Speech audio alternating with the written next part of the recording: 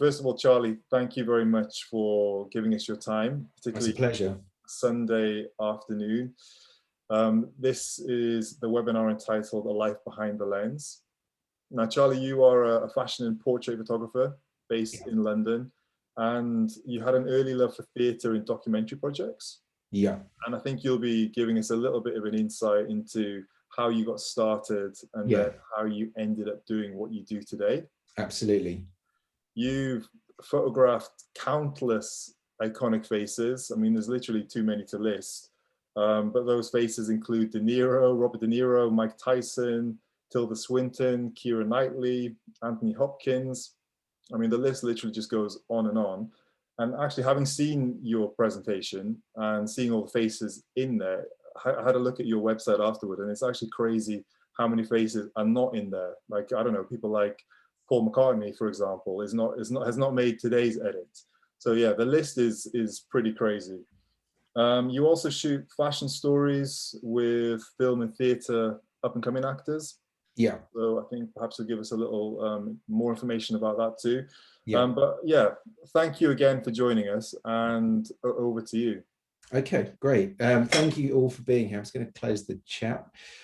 I'm going to give you an overview of kind of how I started, where it took me to, and where I am at currently. When I first started out and I went to university, I did a graphic design course with art history, and unfortunately they clashed. So my first semester I was sat around basically doing nothing.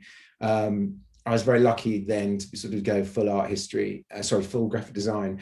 And from that point in, we were set different modules, and a photography module came up, which was called reportage photography. And I'd never really picked up a camera apart from sort of, photographing my mates around skateboarding or pets or parents or whatever. And it took me into a module, and this is the beginning. So this is a photo which I've now titled Flame Kicker. And this was the first project I did for this module, which was conducted by a renowned international photography book designer called Stuart Smith. And we were very lucky for him to come in once a month and teach us photography. He set us a project, go and photograph anything, just go and photograph something that you can document and that you think is interesting. And the village outside Cambridge that I grew up in, there was a bunch of teenagers who had kind of developed this reputation of being bad kids. And I knew all these kids, and they weren't bad kids. They were just bored because they were all my friends' brothers. And I set about photographing them over maybe about 6 weeks, and shooting film and using flash for the first time as well. And I had no idea what I was doing, but I just went on kind of what I was told to do. And I love this photograph because it just sort of captures the kind of the tedium that they were going through at the time, like living in a small village and just, burning stuff just for the sake of burning it because they were so bored. And he just booted this basically load of newspaper.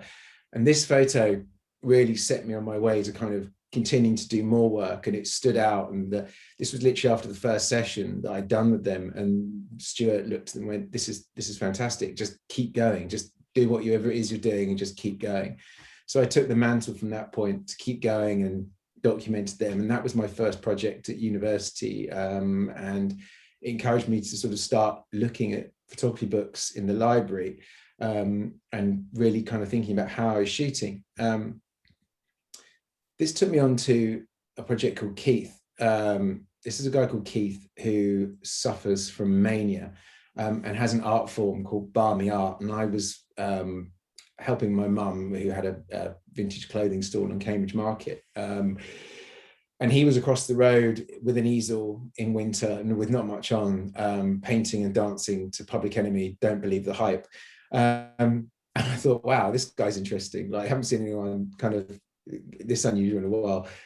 And I went and had a chat with him, and we chatted. I said, look, I'd be really interested in photographing you. He was telling me about his art form, which is balmy art. And I said, okay, fine, let's do it. And then about 2 weeks later, I got a phone call on my mobile, and he said, hi, it's Keith. I'm in Fulbourn, which is the local institution in Cambridge. Could you come and see me?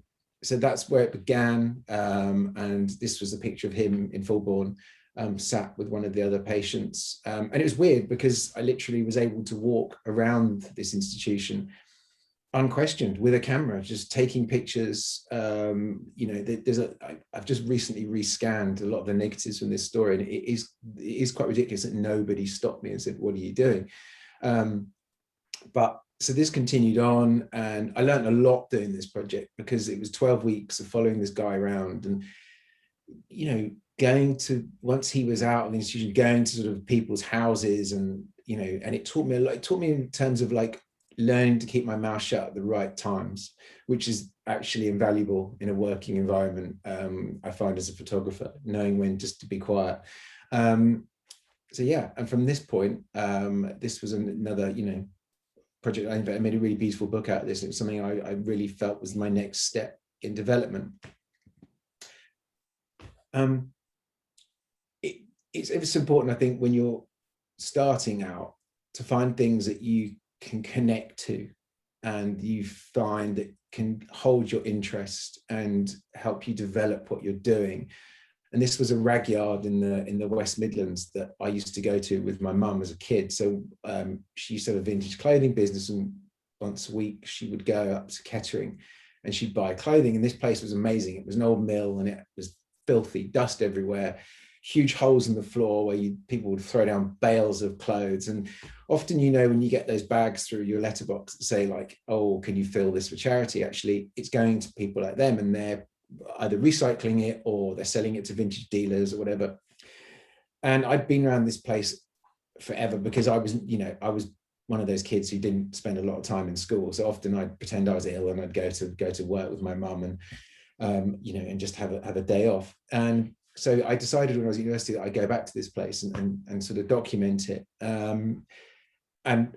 This is one of the pictures I love, because she's just, these were the sort of the real people that, you know, there's certain songs that I hear on the radio, and it just takes me back to being in this place. Especially songs like "Band on the Run" by Wings just will, you know, take me back to that dusty, smelly place. But it was always fascinating, and people were always warm and welcoming, and yeah, it was good to go and document it, and I felt that really held my interest. This was another project I did, and by this time I was looking at more and more photography books, and I was looking at Martin Parr, and seeing, and as well as Don McCullen as well, who was, I felt was a sort of, for me, was like my photographic hero at the time. And this was a bingo hall in Cambridge, and it is a really strange place. I think it had been an old cinema, and literally it was, people were going there because they had nowhere else to go, or they were just very lonely. So it was like a support network. And you know, they ate there. They often had their breakfast there. They often had their lunch there. They often had their dinner there. And I'd be, you know, the whole stint of it being open from beginning to closed some days. And it was fascinating to see that, you know, how early people turned up and how late they left. So it really was a lifeline of these people. And it was great to document it. And it was good to sort of, you know, go and, I think if you are interested in documentary photography, sort of go and learn something about your fellow man, and how people live, and, you know, the normality of life as well. Don't always just look to what's the shiniest, because actually the normality of life, you can sometimes find the most beauty.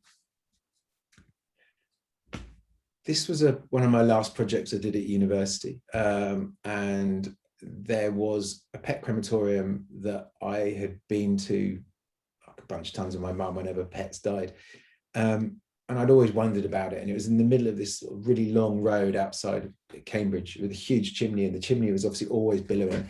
And in the center of this picture, there was a cat waving, and obviously the cat is dead, and it was dead when it went in, so please don't be alarmed. But the heat had raised up the dead cat, and I was shooting on a long lens. I think maybe it's like 120mm lens. And that's a picture that's always stuck with me as well. I think it's about capturing some of those moments, and even in the darkest of situations, finding some element of humor is, to me, was really important. And even on jobs when I was, you know, starting out, finding the humor in things actually can really change something from being just, you know, okay, it's a job, to actually something you may really actually be quite useful for your own book. Do you ever get the urge to kind of go back and do more documentary projects? I'm quite lucky because every now and then I'll go onto film sets and do documentary projects. So maybe like a day or two. I recently did that for, I say recently, I mean, it's since lockdown, everything feels like a long time ago, but I did it for the new The King's Man film that's coming out with Ray Fiennes, which is the sort of precursor to the Taron Egerton films. And that, I mean, that was really great. And it's good to still do it. I feel that I would never want to lose that from my practice. It's really enjoyable, and it gives you time to sort of leave behind all the lights and fuss and, you know, everything else, and loads of planning that goes into so many, you know, fashion editorials or, you know, big shoots. It's nice just to be you and your cameras, and just focus on getting lost through the lens for the day and think about nothing else. So from this point in, I became, you know, a photographer, and ultimately during that time was probably, I'd say, a jobbing photographer. I was just shooting whatever paid the mortgage, and I had, you know, a young son, and just did what I needed to do to earn money, and hence sort of I was doing a job which was documenting, I think it was like 50 years of BBC radio, maybe it was more, I can't remember. And the lady that I was working with turned around to me at the end of the project, and she said, look, I'm running the BAFTA photography department, and I'd love for you to come on board and work on the 2008 BAFTAs. So that was a great invite. So I'll run you through kind of what happened from there. This is Kate Winslet on the red carpet. Brad Pitt and Angelina Jolie. This is kind of the height of their Brangelina period, as it was called by the press in the day. This is John Hamm and Miss Piggy, which always makes me laugh, sort of Ham meets pig. And what was your experience of shooting at the BAFTAs? I mean, had you shot, you know, such, you know, famous people previously? No, not really. No, I mean, I've met a few famous people, but not to this extent. I mean, this was like another level. I remember the first one I did, I was in the auditorium, and I'm not, it sounds ridiculous, but I'm not a sweaty person, and my hands were just like wet. And it was really funny because Daniel Radcliffe was in the auditorium as well, waiting to read a citation, and also was really nervous.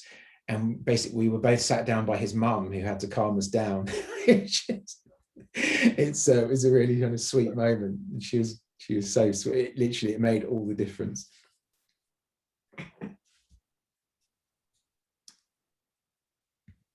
So this is a shot of Sharon Stone holding court, and it's their eye line that I particularly like about this shot. Shia LaBeouf there in there. Yeah, Shia LaBeouf in the middle. So it was always kind of these moments that I tried to make it my own by finding the, you know, the element of some sort of humor in a photo. This is a interesting story because they're all looking at Orlando Bloom, and he was like super hot at the time, and there's quite a few eyes sort of looking towards him, which I always found fascinating. Someone's just asked, for these shots, what camera are you using? It's a good point. So at the time of starting to use this, I think the first BAFTAs I did, I used a Nikon 2DS, which was a pig of a camera. The over like 800, 1600 ISO, the files were horrible. I then went on to a D3S, and I have to say, like, there's so many moments, especially inside this kind of quite difficult lighting, that happen in front of you. They literally happen in a split second. It can be someone else meeting someone else, and you go to click your button, and because the way that the focus system works in the Nikon, it would be like nothing happening. It would just be like this moment evaporating in front of you. And that was a big problem for me with that camera system, and it never really got any better, even when they moved up to like the D4 you know, it still never changed. And that was one of the things that really made me think, okay, it's time to really look at different options of the way to shoot. And actually, for me, the most incredible focusing in low light I've ever had is the Q, because it just obviously it has wave focusing and it just sees things differently. And I've sometimes been stunned by the moments with the Q when I was using it a lot, of like, wow, I actually got that, because I was so used to that, it's almost like a car stalling in that environment when you have a camera like the Nikon that didn't just work in low light. In terms of the files were fine, there's nothing wrong with the files, it was just the focusing, hugely frustrating. But yeah, I can imagine that it's a really difficult place to shoot with all the really kind of hard light and shadows and difference and exposures. Yeah, when you're trying to go for that auditorium stuff that, you know, you don't want to be whacking people with flash. I mean, in the first time I ever did it, I used flash, and I was like, okay, this isn't really the way I want to do it, because I felt like you lost the intimacy. People were ultimately very aware of you. I mean, these shots like this, these were at the dinner, so you had no choice but to use flash because it was so incredibly dark. But then, you know, you try to work them in a certain way, and you work with flash in a certain way to make it softer. But this was Mickey Rourke after he'd won his BAFTA for The Wrestler. So it's Meryl Streep with Jim Broadbent, and yeah, I mean, you know, one of the best actresses I think there's ever been, really. And he's pretty great himself. It's like moments like these I really loved, and I felt like from what happened from working on the BAFTAs is it enabled me to become into contact with people who worked in the film studios and entertainment industry, and they were like, okay, cool, so like, we know you can take photos, but now we know you can take photos with, you know, famous people who are our clients, or we have to, you know, photograph to promote a film. And that opened things up for me a lot. And, you know, you got to the commissions to do portraits, and commissions, you know, you are trusted to do a magazine shoot that maybe before you might not have been the right fit for. And it was something I was very grateful for. And it was, you know, working with BAFTA, it was a really good opportunity, and it really, you know, set me up for kind of the point I'm at now. So I've moved on to the present, well, from 2016 to the present, because this is when I started working with Leica, and I feel that this is when my work started to change. And I think primarily it was the lenses. Firstly, it was like having an electronic viewfinder in the Q, and it just was different for me. I felt like suddenly I wasn't so reliant on what I was being told by an assistant with a light meter. Suddenly I was able to see with my own eyes what was happening a bit more, and it gave me a bit of a creative freedom. I think that the present I use, you know, an SL2, and it's a superb way of working, because you really can see everything that's going on, and you can understand what's happening with light. And I, you know, I'm a strong believer as well that cameras actually do read light differently to a light meter, and it's important that you can see what those exposures are as well. Excuse me, so a quick sip of water.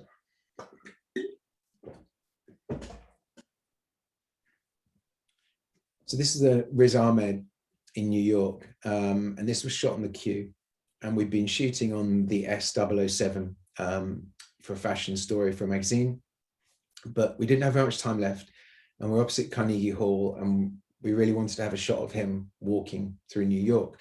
So I switched to the Q, and the tracking on the camera is superb. Obviously, we know that the focusing system is very quick, and you know, this is kind of an example of how powerful that little camera is. And if you process the files properly and everything else, you can get really beautiful images. And I know that a lot of other people I've spoken to that use the Q feel the same, and they feel that it changes their viewpoint a lot. This is Russell Tovey, and this was part of the same trip. in New York, and once again shooting on the S system, which for me it was fascinating to start using this camera and these lenses and just feeling the quality of the imagery that I was able to capture. I also felt that, especially with actors, that there was an attraction to the Leica. So when you brought a Leica out the bag, it just felt like something they were drawn to and they wanted to know about. And I mean, a lot of actors that I photograph are all, you know, very keen to shoot on Leica or are shooting on Leica personally, especially like the M they love. And it's just something, and famously, you know, actors have shot Leica behind the scenes. The actor Yul Brynner, who is now sadly dead, but he did a whole collection of photography on behind the scenes of films that he was in, and all shot on Leica M. Beautiful pictures, and it's you know, it's actors do love Leica. And for just going back to the portrait of Russell Tovey. Yeah, sorry. I was going to say, you know, it's quite like a, you know, an intimate portrait. How you know, do you get along with Russell Tovey? Do you kind of direct him? So with Russell, we had the afternoon. We went and met him at his flat in New York because he was working there at the time, and it was very much like him and his dog are sort of one. So I wanted to make the story about him and Rocky, and it was, to be fair, with Russell, he's so natural in front of the camera, and he's such a nice guy that things just happened because we were just, you know, I had a small crew. I had one assistant with me. We had one stylist and a groomer, and everyone kind of just hung back because we were shooting on the streets in New York and we didn't want to become like a crowd and in the way. So we just got these intimate moments just sort of happened, and there's other really lovely shots that I've got with him as well. And it's just, he didn't really need too much. It was just about creating the right feeling for the shoot. This is a really great actor called Alex Lowther, and this is on the same trip. Basically, we're in the park in New York, Central Park, and the light was pretty much gone, and it was too dark to be able to kind of shoot on the S. So I switched to the Q. I'm going to walk along this bridge, and I really love this shot. And it's funny, it's like, you know, it looks still quite light, but actually it was quite dark. And it, once again, it's sort of, you know, someone walking, the tracking, the low light, and it's come up with an image that today is still in my portfolio. And I think it will be for a while. I always sort of think, was it time to kind of, you know, freshen those out and remove them from the site? But I feel that they still have a kind of weight to them.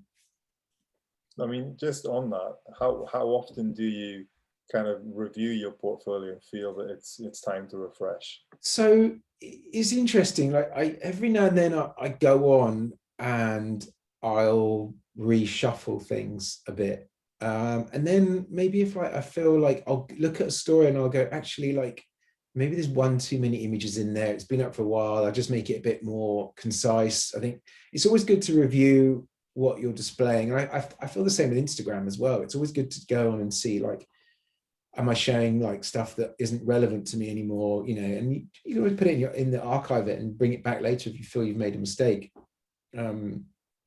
But I do feel that it's really important just to keep looking at your work and saying, like, okay, what am I presenting here at this point? You know, where am I going? What message do I want to put out? It's that's kind of, I would say, a key thing to take into consideration. And is it something that you completely manage yourself, or is it? Totally, yeah. I mean, I had a website built for me with a kind of deliberate like back end that I could just do everything.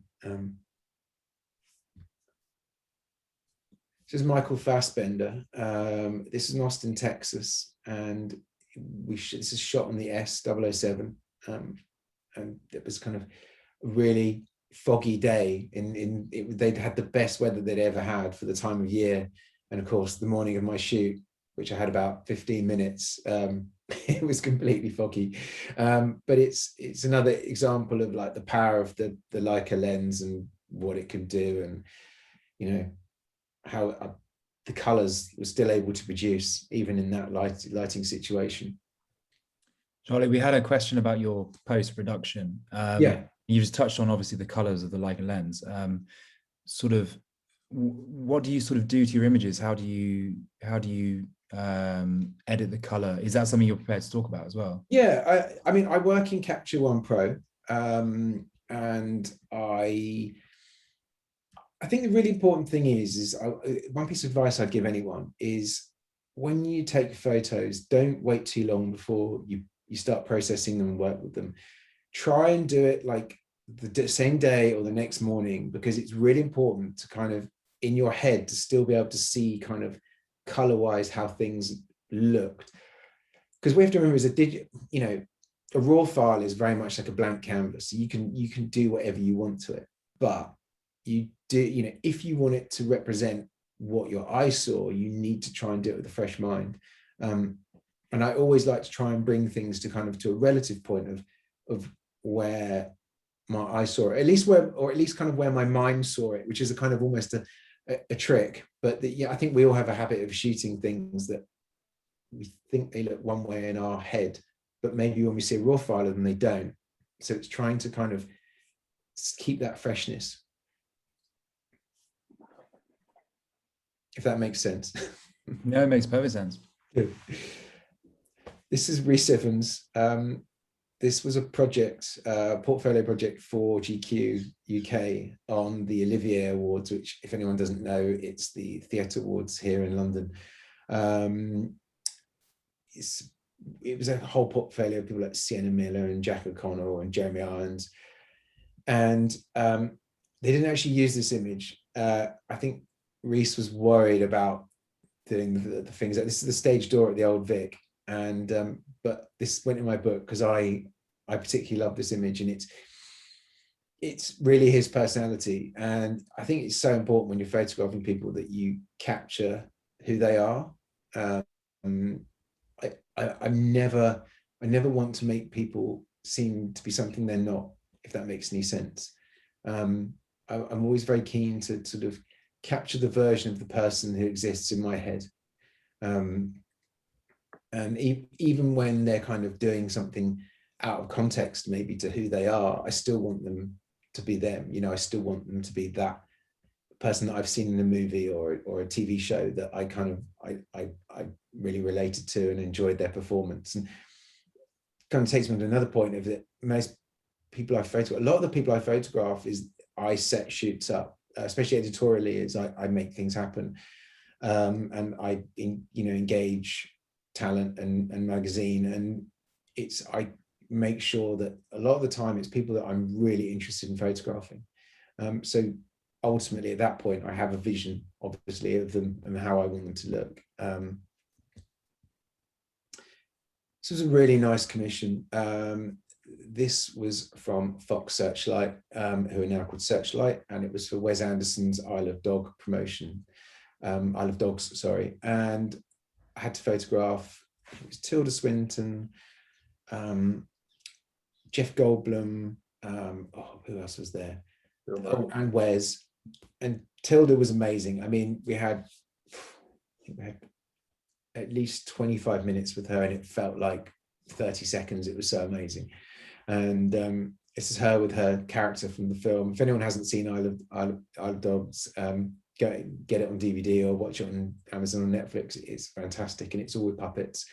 And the concept for this shoot was very much mine. I didn't want to just do the thing of people standing up against a background. I wanted them to be able to actually interact with their puppets. I didn't want it to become this kind of disconnection between large person and small figure. And Tilda totally got that and was incredible to shoot. The other cast member was Bill Murray, who, I mean, is just an absolute icon. We shot him in literally seconds. I remember we were waiting for him to come over, and he still had his golfing gear under his, he's got his own golfing clothes range, and he had it under his tux jacket, which is what the tartan is. And we were sort of stood at the side and waiting. He came over and went, "Hey, I'm Bill." And like we were just like, yeah, we know who you are. Everyone was kind of slightly nervous. They didn't know what they're going to get. And he was an absolute delight. And I think we got maybe 6-8 8 frames of him, and that was it, and it was all we needed.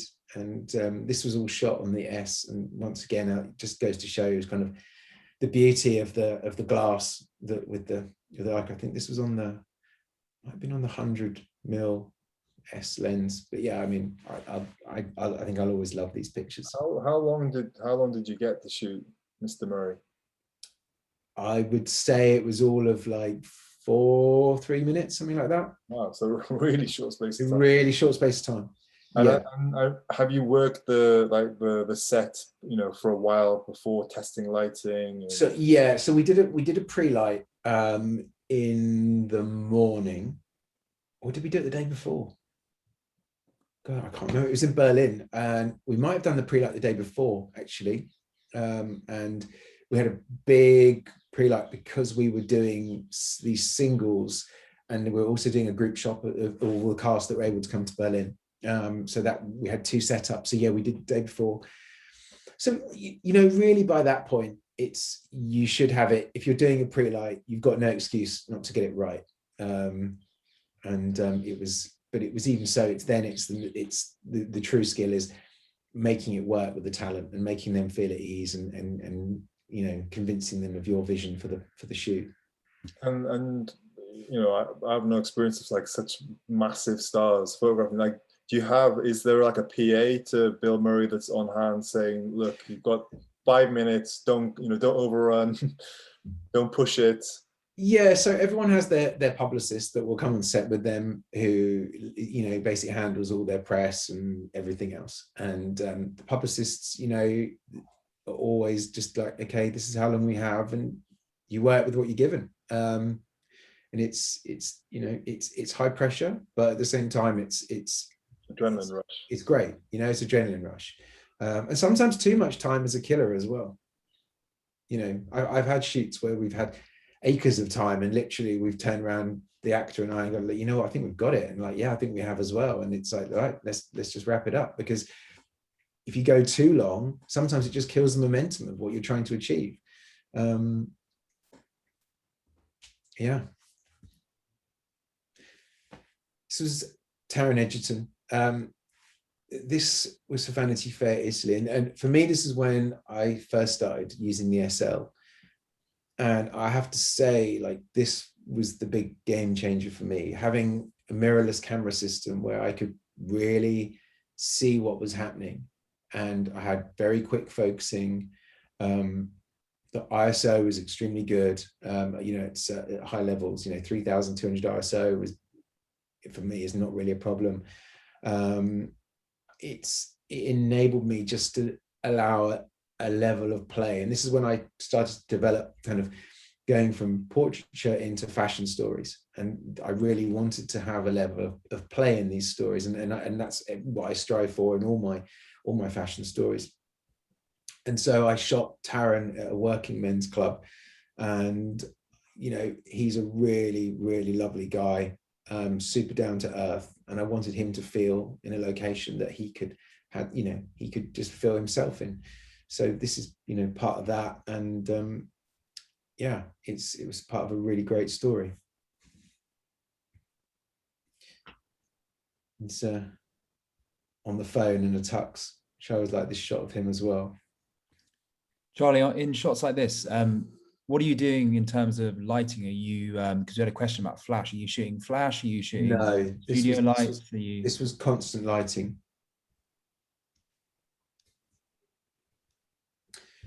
So this takes me on to my other point. This is an incredible young Irish actor called Niamh Algar. She's in Raised by Wolves, if anyone is watching that on HBO at the moment. And we shot in a place called Ace Cafe in London, which is a motorbike cafe, which is really famous of bikers. And I shot this for a magazine that, you know, it was a fashion magazine, didn't have any budget for an assistant or lighting or anything like that. So I just went with my SL, and we just shot with the available light, the ambient light that was coming in, mixed with the strip lighting in the ceiling, and just shot. And for me, like, this is one of my most enjoyable shoots, because it was just me. There was no assistant. It was just flowing. And she's she turned around to me at one point and she said, "This is like being in a film." And it's exactly what I wanted to happen, is for the actors to feel like, they're playing a role and they're having a good time and they're giving a performance. Here's she's in the office, and they gave us free run of the whole place, which was great.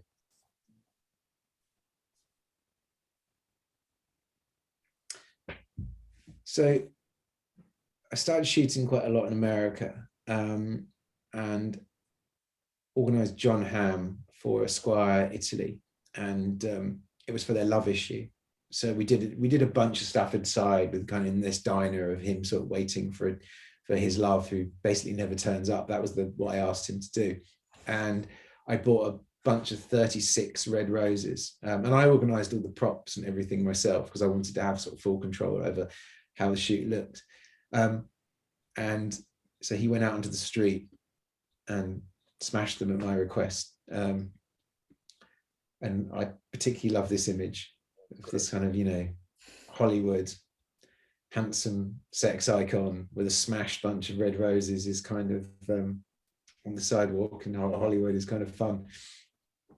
And he loved it as well. I think he really embraced the sort of smashing the flowers, especially I think because for him, he's so, typecast as Don Draper from Mad Men, who's kind of like, people kind of treat him as a sex object a little bit. And it was good to kind of push away from that a touch. This is Taika Waititi, the film director and actor. This was shot for the press for Jojo Rabbit. And we would literally we did a portrait studio inside, but they wanted some more natural stuff. And this is literally just me with the SL, just shooting on a roof terrace. And it's, once again, it's just natural light and just having fun and making it work. And just being engaged with your subject as well, like trying to understand a bit about them. I mean, if you're going to start shooting anybody, they don't have to be famous. It's just whoever you shoot. If you are going to shoot people, you should try and do your homework and find out a little bit about them and what they do and what makes them tick. It always breaks the ice a little bit. This is another story in the States. We shot on a ranch in Malibu with Ewan McGregor, and the styling demanded that it was quite down to earth. So I picked this ranch, and I just let him kind of engage with kind of the nature of it. And it was a really great shoot, and we got a beautiful cover out of him. And did you mostly get control over your locations? And yeah, I try to take control over it. I often find that when you don't have any control over it, it's much harder. I think you've really got to, when you shoot in location, you've got to feel quite inspired by it, and you've got to feel that you can do something. I mean, even down to the car and the dog I organized, because I wanted him in a really cool American car, and I also wanted one of these shepherd dogs as well to be in it, because we wanted to have an animal in the shoot. So I was like, okay, this is the type of dog I want, and the producers of the shoot organized the dog. And yeah, I mean, it's I feel like I'm quite involved when it comes to kind of making key decisions for shoots.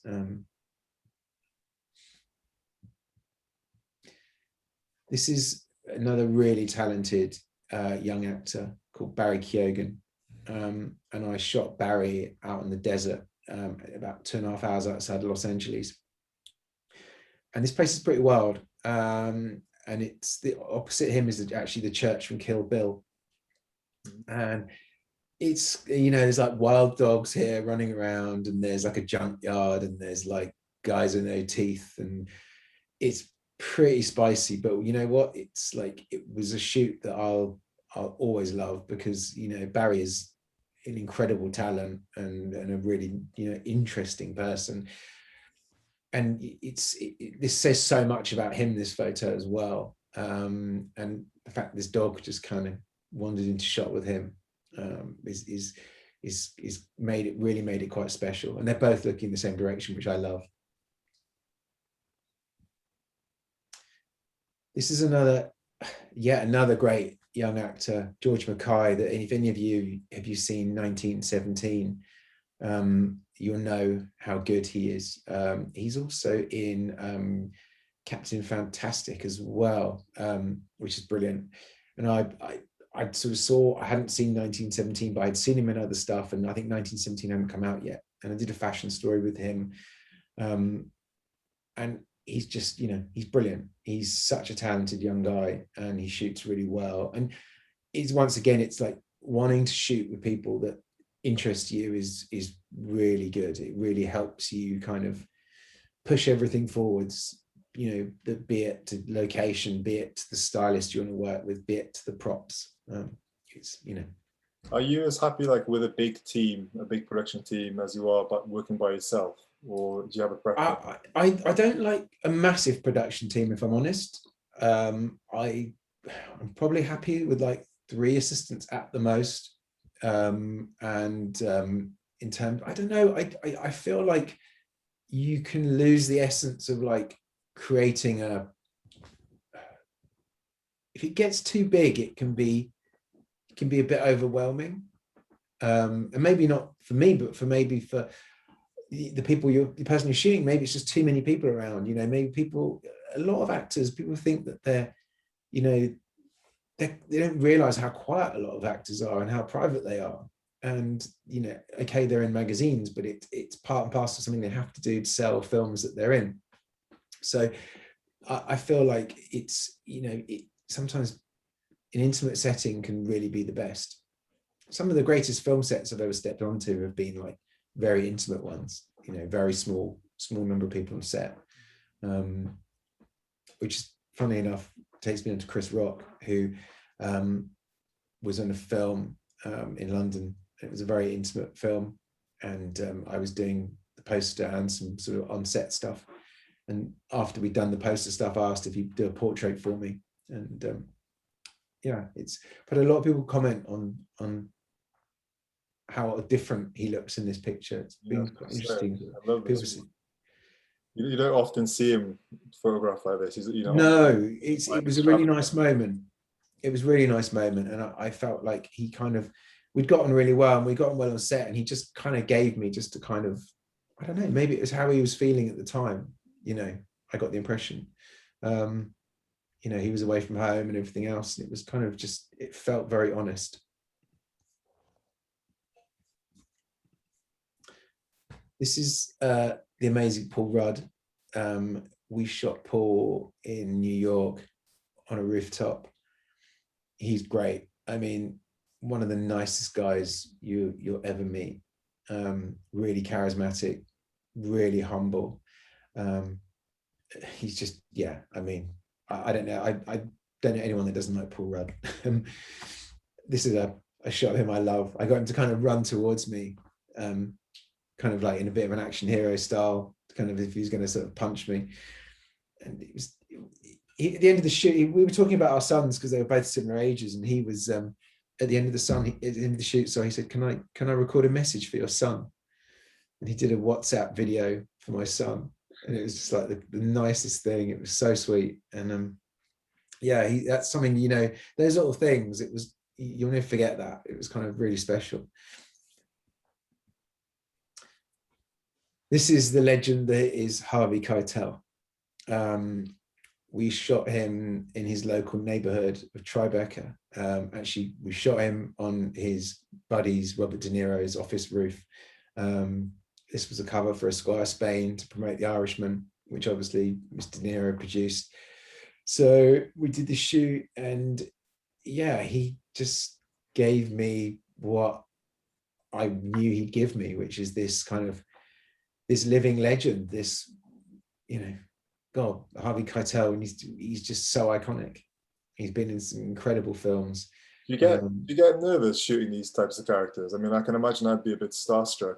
You know what? Yeah, sometimes. I have a few songs on my Spotify list. There's a great track by Goat called "Let It Burn," which has got this real primal drumming to it. And sometimes before a big shoot, I'll put that on my headphones and just kind of get myself a bit like pumped for it, because you need to be on point as well for these people. You know, they're some of the best photographers and directors in the world, and you know, you want them to think that you're worth spending time with when they meet you, and you know, you've got to be kind of psychologically ready to kind of be there and engaging and funny and talk about things like you know what you're doing. And do you try to make kind of small chats, you know, like, yeah, hey, I mean, you know what, like I think I never too personal. Like, I think you've got to, you know, if something comes up, if someone wants to tell you something, then you engage in it. But like, it's just kind of, you know, I always find like I have questions about their work.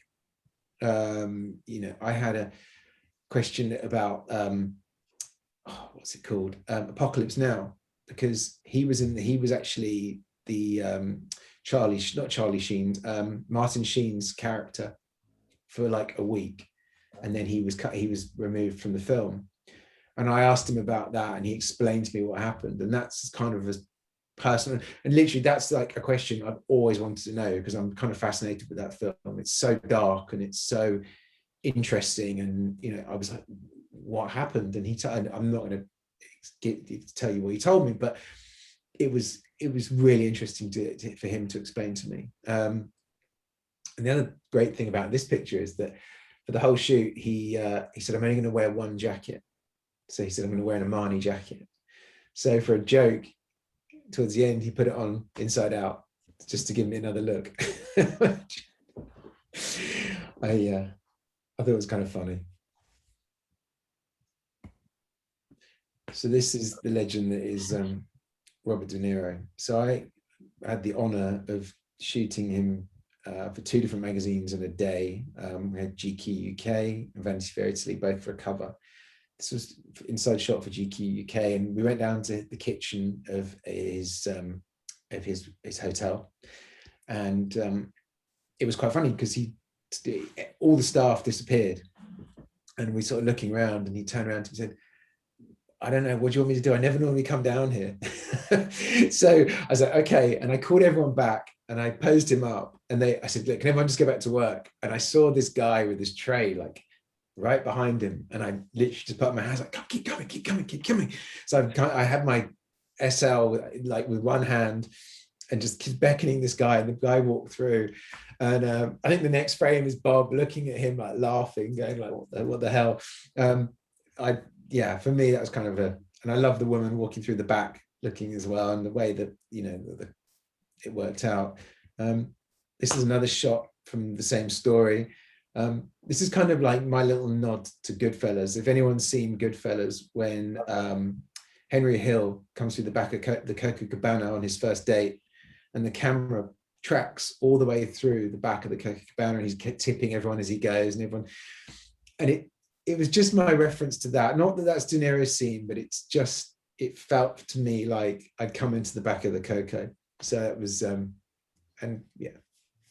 Well, I'm just curious, because that's like, you know, even his facial expression there is like a classic De Niro expression. Were you asking him to do that, or was he kind of getting into? He just does it. He just does it, and yeah, he talks a little bit to keep things fresh, and he's yeah. He was, you know, incredible to work with. So this is the second half of the shoot, and we were up on his roof, and we'd set up a big daylight studio box, which we did in probably the hottest day in August in New York, on a roof that I didn't realize till we started had a silver floor, so it was really hot. But this came about, like, we were trying to get like the typical kind of, you know, cover shots, poses and everything else. And I told him a joke, the joke was about 2 Russian guys that bump into each other in the street. And the first Russian guy says, very nice tie, Dmitry. Where did you buy it from? And he said, Yuri, I went to the shop down the road. How much was it? He says, it's 1,500. Said, you idiot, you go 2 blocks down, you pay 2,500, which he loved. And he started falling about, and then started doing the thing with the tie. And then we got this great sequence of images, which the magazine ran as well, of him with his jacket in the background, starts going $79.99 to you $59.99, and it developed this whole thing, this whole play thing. And there was, you know, just great moments. He then got up on the water tower for me, which was just, you know, another great shot, high up. Just didn't bat an eyelid. He had to go pretty high up to get the angle.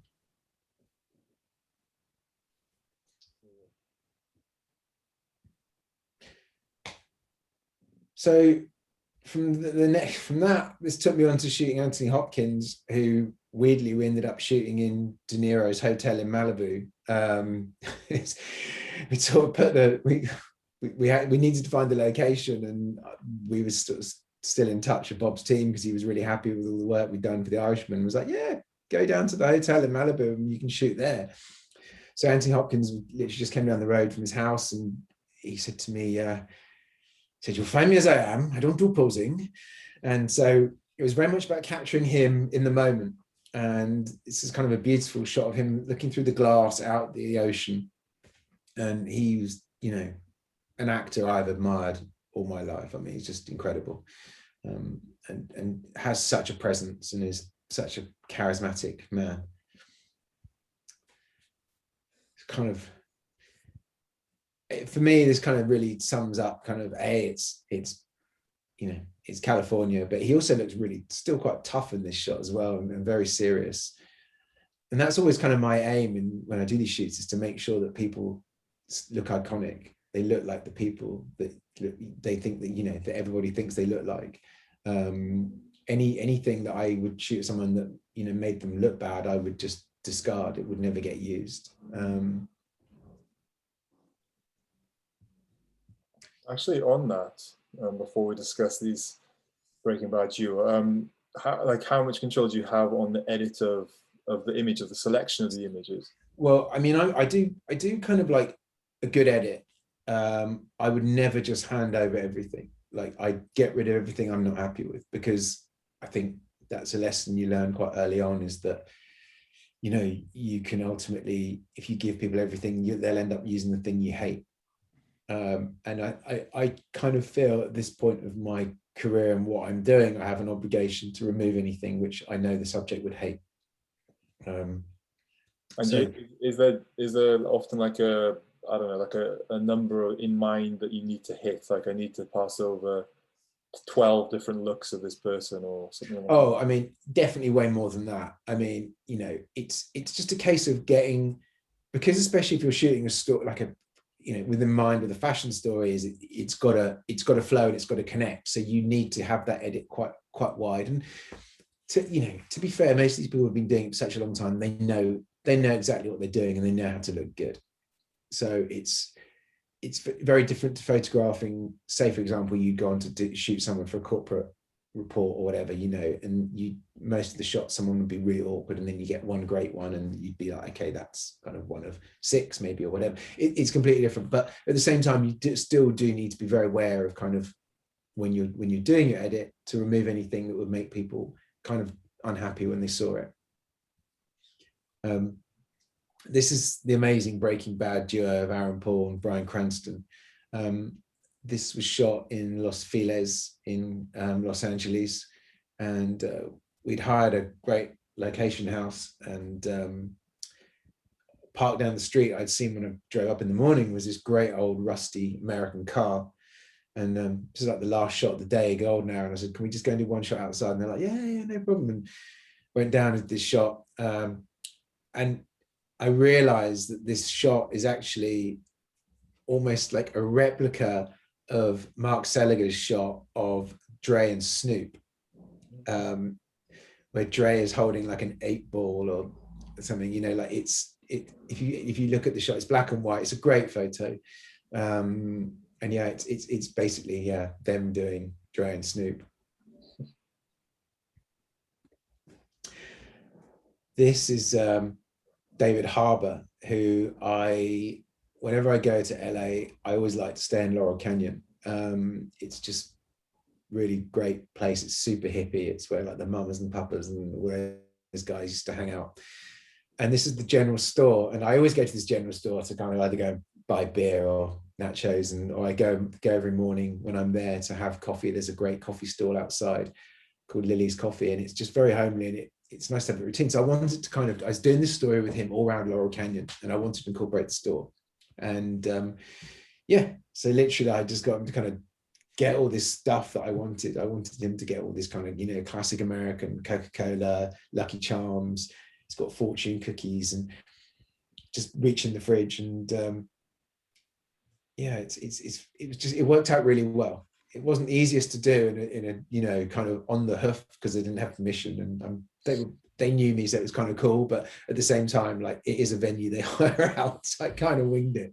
But it was fun at the same time, and I think he enjoyed it. Kind of the kind of naughtiness of sort of, what's the word I'm looking for? Grifting a location slightly.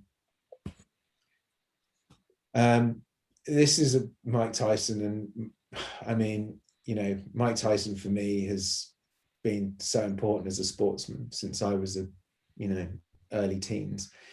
I remember me and my dad waking up at like 4 a.m. and listening to Tyson v Bruno on a radio, and having a cup of tea together in bed. And when I went to shoot him, I told him that story, and he was like, it was great. It really broke the ice, and he was a lovely, lovely guy.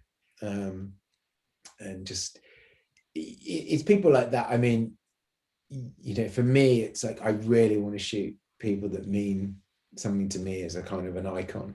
And he gave a lot, like we didn't have loads of time with him, but he gave a lot in that time. And we shot in a across the road from his office was a sandblasting place where they basically sandblast cars or whatever, run by this really nice father and son. And I just went across the day before and I said, look, Mike Tyson's your neighbor. Do you mind? Can I shoot him? And they were like, yeah, feel free. So they just kind of gave me the location, which is incredible and really generous. And it really paid off.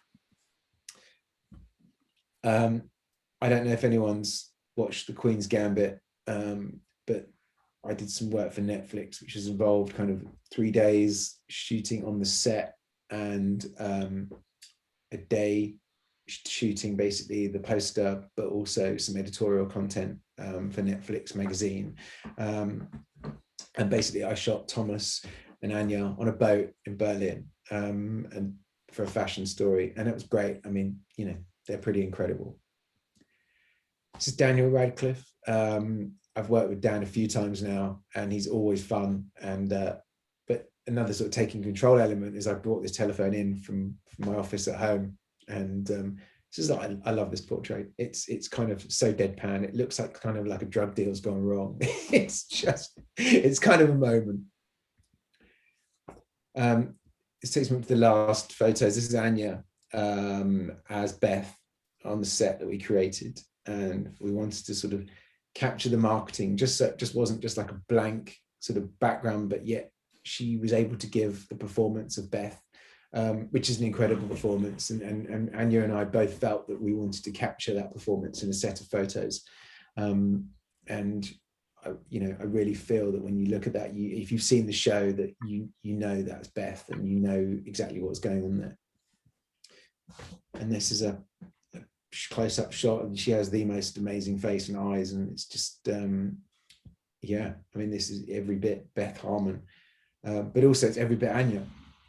And it's this is kind of what I've been striving for in my work, is to bring a performance level, which I feel is incredibly important for me and for the actors that I'm working with.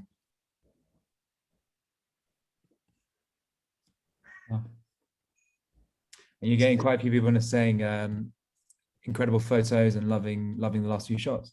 Oh, thank you. Yeah.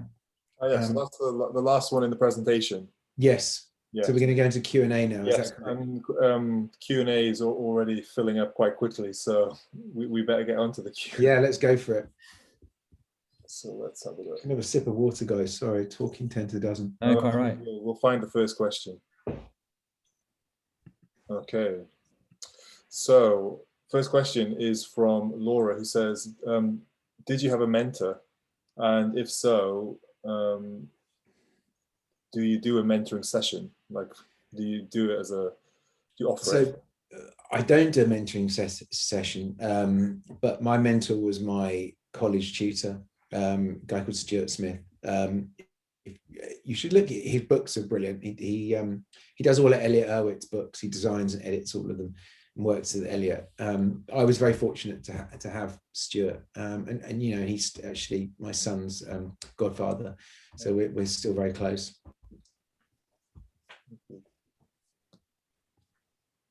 Okay, Charlie, can you talk about, I know you touched on it already, but can you talk about your post-production workflow, you know, how you sort of edit, do you do your own editing, that sort of thing? Do all my own editing and grading, and then retouching is done separately, but I very much, you know, do all my own color work.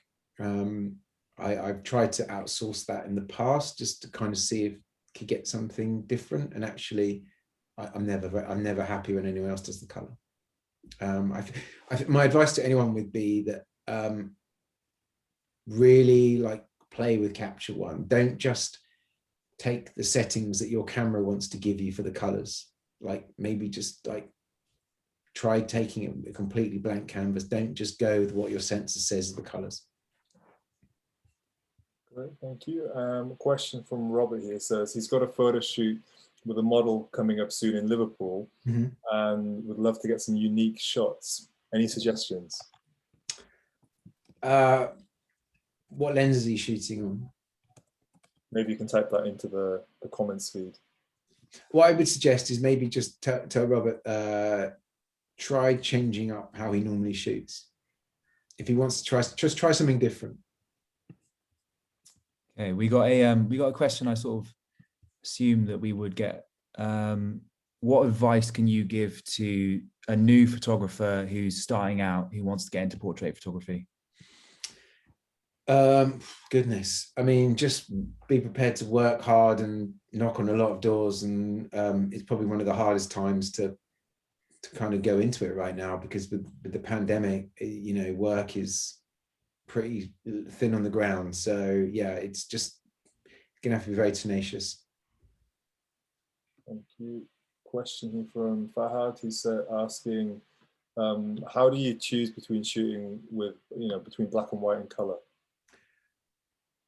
Sometimes you can do a shoot and you think this would be amazing in black and white, and in fact that happened to me on Friday, and then you did it in color and you're like, wow, it's like amazing in color. It really depends. It just depends how it falls in front of you, and what you feel is it's just how it looks. And make sure, and also like always make sure you're on a calibrated screen as well. I can't sort of stress the importance of that. When I first started shooting digital, I didn't really understand that, and it's something that everyone should have to progress their work, is a really good screen which is calibrated.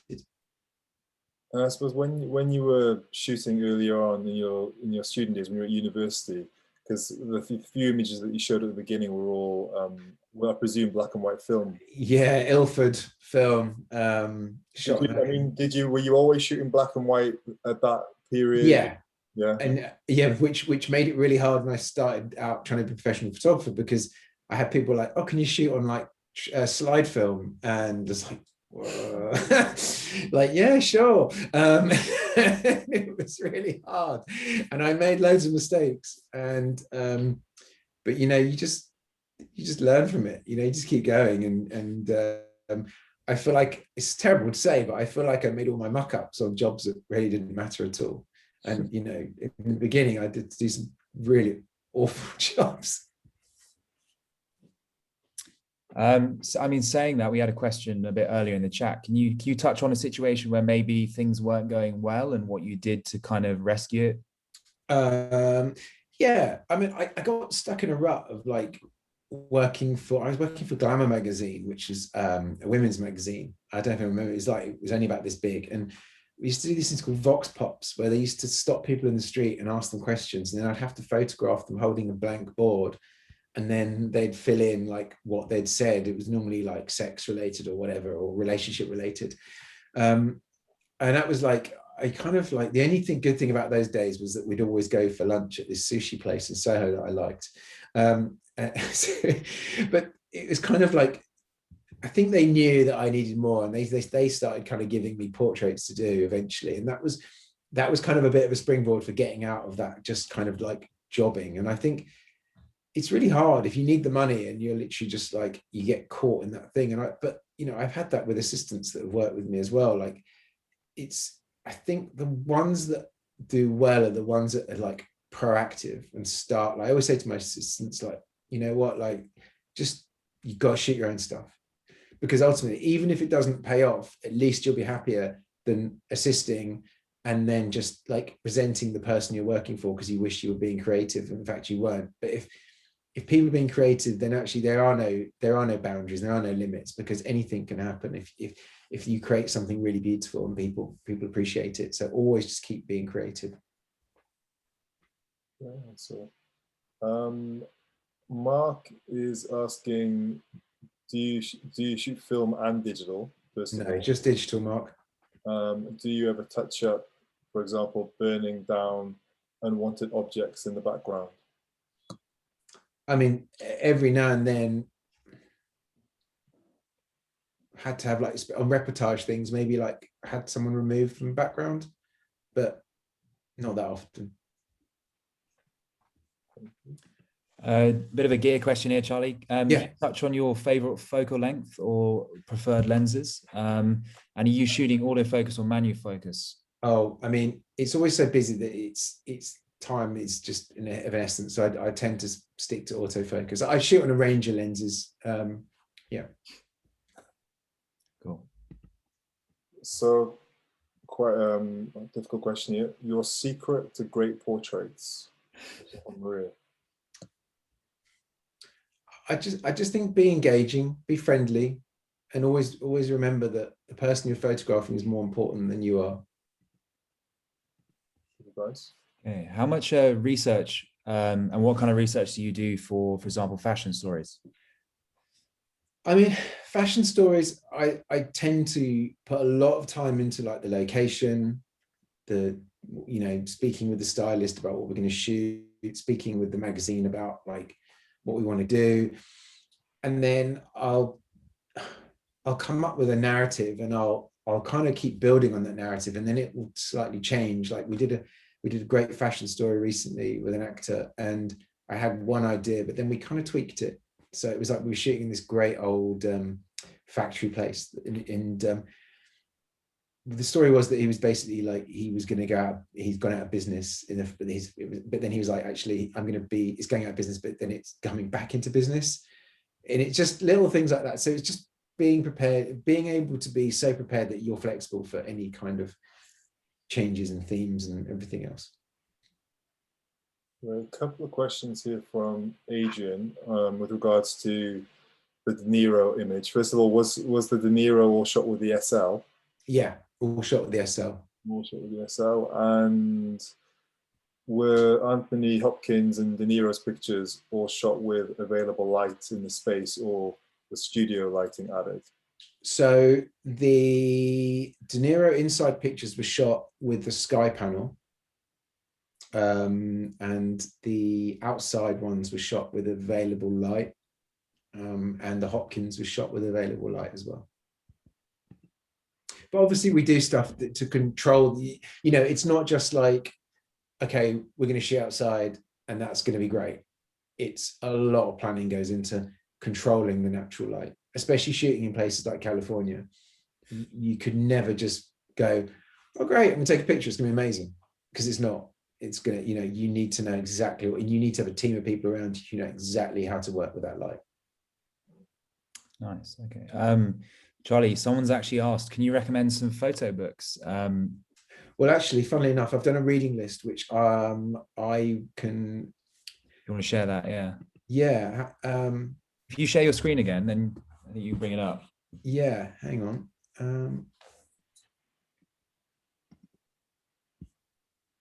There you go. If you want to screenshot that, there's a reading list I've put together for everyone. Out of the books on here, I mean, is there any book in particular that really influenced you or you want to talk about? Yeah. So Magnum in Our Time was a book that was in our university library that really gripped me. and I spent hours poring over that book. Diane Arbus as well really caught my attention. The one that really got me was Don McCullin, Sleeping with Ghosts, and Don really still is my hero photographically. You know, I think he's amazing. Martin Parr, Last Resort as well, was really important at the time of developing what I was doing. I didn't really get to grips with the other people on this list till much later on. Magnum Cinema was, I bought when I was at university still, and actually that book I love. And it's funny though, I feel, without sounding like blowing my own trumpet, there's some pictures in it which I think are incredible, but there are sometimes I think that you kind of almost surpass some of it with effort and skill and like just spending enough time. I don't know, it's a weird one. But there's some books that you know can never be surpassed, like the Sebastião Salgado Workers book, which is just incredible. The Martin Parr Last Resort book is crazy as well. The Annie Leibovitz photographs from 1970 to 1990 are just beyond brilliant. Helmut Newton Sumo, I mean, it's just an incredible documentary of work. It really is incredible. Robert Frank, The Americans, is a stunning body of work. Richard Avedon in The American West is like one of my all-time favorite books. Terry O'Neill is great because it's so British and he really did capture everyone. Yeah, I mean, look, screenshot that and by all means and have a route around and see if you can get some of those, you know, and they're great books. Should we go back to some more questions? Let's do it. Question from Melissa. Actually starts up by saying she loves your work. Oh, thank you. And she's done a photography degree and is going on to do a master's soon. And she always wanted to do film stills and films for storytelling shoots. You probably get this question a lot. Can she apply to assist? And also, do you have any advice in terms of breaking into the industry? I mean, it's hard. I've got like a team of like assistants that I work with a lot. And at the moment, like, because of the way COVID situation is that there aren't loads and loads of shoots happening. So at the moment, I'm just trying to really make sure the people that I work with, I'm trying to give them work and keep them busy. So on that front, you know, but maybe you never know in the future. Breaking into the industry is really hard. I mean, I got a really lucky break from doing the BAFTAs. One of the people who ran Freud Communications film department got me onto a film set to shoot Michael Caine.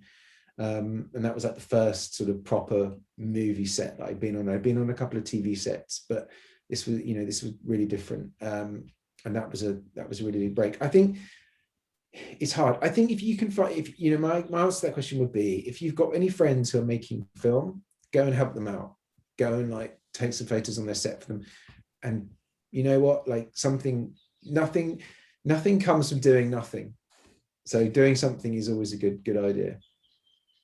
And I suppose just in terms of like applying for assisting roles, how did your assistants get to assist with you? Was it just them approaching you via email or? Yeah, the two assistants I'm working with at the minute, one was recommended by another assistant that I was working with, who was getting very busy with another photographer he was kind of working with. And the other guy was then recommended by another assistant who then moved away, who he was friends with. And so it's kind of, it's very much like meeting people that you feel are, you know, are right. It's very often you'll get emails from going like, I'd love to assist you. But my key advice to anyone who wants to email photographers out the blue and wants to be assistant is put the photographer's name in the email. I get so many like, hi, I'd like to be your assistant. It's like, yeah, try and personalize your correspondence and show part of your personality. Great. Charlie, do you? We've had a couple of questions about this. Do you ever shoot film in your spare time, and also outside of your work? What sort of photography do you do? I never shoot film. And I mean, I have a couple of I have a personal project that's been bubbling away for a long time. But I won't go into it because it's still going on, and it's something quite observational, in a good way. Yeah, I mean, I love the shoots that I shoot. I'm really lucky that I can say that I've met photographers who hate the work they shoot, absolutely hate it. And I'm really lucky. I love going to work. I love working with people and creating something. It's for me, that's like the biggest buzz. So I'm not massively looking for much outside of what I do. Thank you. Question here from Alexia asking, do you think being shy can be an obstacle to someone who's inspiring to become a portrait photographer? I don't know. It's a good one. Possibly, but you know what? Maybe it could become your thing. Maybe these awkward silences between you and the subject might lead to something. Would you say that through photographing people you can build your confidence then? Yeah, I think you can. I think like through photographing people and interacting with teams and conveying your vision. And actually, I tell you what, actually would be if you had a good team around you, your team can help you overcome the shyness and can maybe take on some of the burden of the shyness on the day. Okay. Question here. Do you have any secrets to a great composition?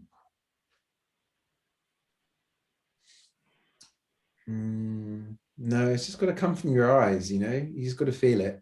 I can't tell you how to compose a photograph. It's got to come from your eyes. Oh, that's fair enough. So someone said your photos are very cinematic. Have you ever thought about making a movie one day? Are you interested in cinematography? Yeah, I mean, I think from the experiences I've had of like having to film on jobs and sort of direct it, I feel like I'd be much happier in a director's role and working with a cinematographer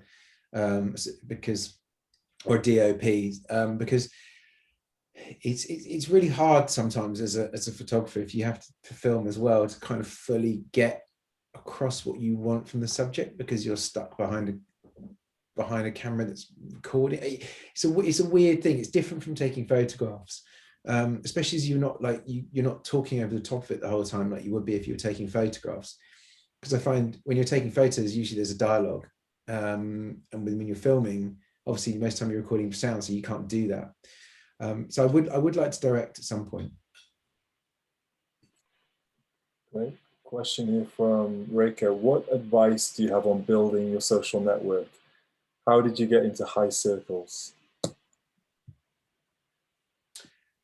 I mean, I think shooting editorial is really important. Like your name needs to be in print. Just Instagram isn't enough. And then you got to build on your contacts and every job, you need to make sure that you're staying in contact with people and building from that. And I think that would be the main piece of advice I'd give, is just make sure that once we're past this period of being in a pandemic, that you're present and that you ingratiate people and you make sure you stay in contact and you'll meet other people like that. Okay, a different one here. What role does music play in your photo shoots? Because you've touched on music, how does that influence you? Yeah, it's a good question. Yeah, I have a couple of playlists, which kind of mainly consist of like Led Zeppelin and the Rolling Stones and things like that. But it's music that kind of, and it's funny because someone said, "Oh, you work cinema." It's kind of stuff that's quite cinematic, and there'll be like sometimes like there'll be a track, and I'll turn around to whoever I'm shooting, going, "Okay, 10 points if you can tell me which movie this is from," and like just to kind of like switch things up a little bit, just so because I think music's so important, and I think Quentin Tarantino is a prime example of that. He kind of writes to music, so he'll pick a track and then he'll just write a scene to it, and I think it really helps. Out of that, someone, obviously, I think they assume visual artists. You know, who are your favorites? Photographers, visual artists, that sort of thing. Yeah. Okay. Richard Avedon is probably my favorite. Helmut Newton, the early Annie Leibovitz stuff, I really love, especially like her stuff on tour, the Rolling Stones and photographs of John Lennon and things like that. They're really inspiring. And, you know, you think, wow, like what it must have been to kind of be on tour with the Stones. I mean, I'd still love to go on tour with the Stones. Just be incredible. Don McCullum, I mean, I just adore his work. It's very, very dark, but it's so important, his work. And actually on that reading list is his autobiography called Unreasonable Behavior, which if you haven't read is one of the most beautiful but sort of dark books. It's just incredible. It's really, if you want to know what it's like to be a war photographer, that book is, you know, is incredible. Great. It was actually an amazing documentary. What was it, about a year or two ago? Yeah, do you know what? I've got it on DVD. I got bought it as a gift and I still haven't watched it. It's amazing. Terrible. Talking of the book as well, if you ever think photography is hard, there's this story of him lying on his back as the bullets are flying over his head, trying to reload the film without looking, and the camera's on his stomach and he's like, you know, like this. Yeah. So if you're ever struggling, just imagine that. And there's also, his camera took a bullet as well, which saved his life. Yeah. Oh, that did you ever go to the Great Britain show? And they had it's amazing. Amazing. I mean, I guess this touches on that. Question from Maria asking, how do you stay creative? So is it mainly... It's a really good question. That's a really good question. I think you have to be aware of what your peers are doing to an extent. And sometimes you can look at things like Instagram and it can really piss you off because you'll see something, you're like, God, I wish I'd done that. But it's good in a way because actually it's designed to do that. It's designed to irritate you. And I also think it's really important to buy magazines. I mean, it was lovely. I went this week, I went and picked up a camera from the Leica store, and on my way back around, I cycled back into Soho and I thought I was going to see if the magazine shop's actually still open because I haven't been in Soho forever. And actually the little magazine shop was still open. And I went and bought a load of magazines, and it's great. It really is like the lifeblood of creative photography magazines. And I think if you're inspiring to keep being a professional photographer who's current, you've got to see what other people are doing. And it doesn't mean you've got to copy it. It just means you've got to be aware of what your peers are doing, and you've got to be aware of trends in photography. Great advice. Thank you.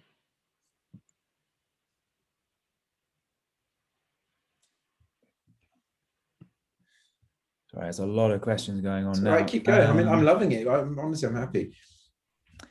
Yeah, because you've just touched on magazines. Maybe you can talk about, you know, how do you work with magazines? How do you prep for a shoot? You know, do you reach out to magazines? Do they reach out to you? Yeah, I mean, a lot of the time I'm connecting magazine and talent. That's kind of one of my skill sets, and that's something I really enjoy doing.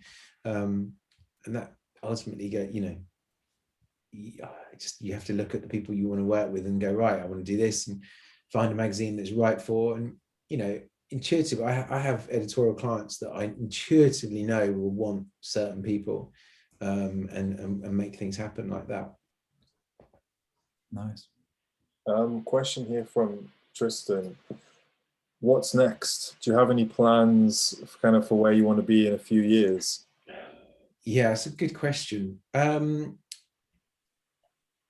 Well, I want to first of all get the vaccine so I can get on with like getting back to like traveling and photographing a wide range of people. I don't know really. I mean, I want to start. I'd like to start exhibiting my work at some point. I'd like to put a book together. You know, I feel like I think we all feel like this. We just want to get back to the kind of the path we were on, and then see where that takes us, because we've all taken a massive sidestep. It's time, you know, I don't know about everyone else, but I mean, there were certainly times during like the first lockdown, I was like, wow, like actually creatively, we only have so much time on this planet, and I feel like we're being robbed of it. Less so now. I feel like things are opening up a bit, but it's, I think it's just one step at a time at the moment. But ultimately, I'd like to be kind of just still doing what I'm doing, but maybe on a larger scale. Maybe bigger commercials, maybe one day directing something, but that's not the be all and end all. I love taking pictures. Have you ever exhibited your work before? No, never had like a solo show. No. Speaking of that kind of thing, Charlie, would you recommend maybe someone studies photography? Yeah, I mean, honestly, I would never discourage someone from doing something creative. I think it's a beautiful thing to have, and if you can make it work for you, and even if you can't, even if you go and become a banker, but you still have this ability to on the weekend to take photographs, great. Like it's great to have these life skills. Nice. Question Talking about learning, just quickly following up. Sorry, Robin. Are you interested in running workshops when COVID permits? I mean, I know this is something we've sort of discussed, but no, definitely. I think like it's really interesting to see kind of what people want to do and how they can be guided onto sort of maybe a different path. Doesn't even need to be too different. It's just maybe kind of adjusting their methodologies a little bit. Someone asking here whether you own all the copyrights to your photos. I pretty much do. There's a few people that I work with that you don't get to keep your copyright, but you get a buyout and it works out okay. But ultimately, sometimes it's you can kind of hold tight on that, but you can miss out on, if it's a big name, you can miss out on the next run of the ladder by saying no to it. You know what I mean? You can use it as a springboard. Okay. Yeah. Is there any person you haven't photographed that you'd like to photograph? And actually, interestingly, another person asked the same question and said, who would you love to photograph, dead or alive? They're both really good questions. Who would have dead or alive? Well, dead, I would have loved to photograph Steve McQueen. I mean, he's just so cool. Such an iconic actor. Alive, who would I like to shoot alive?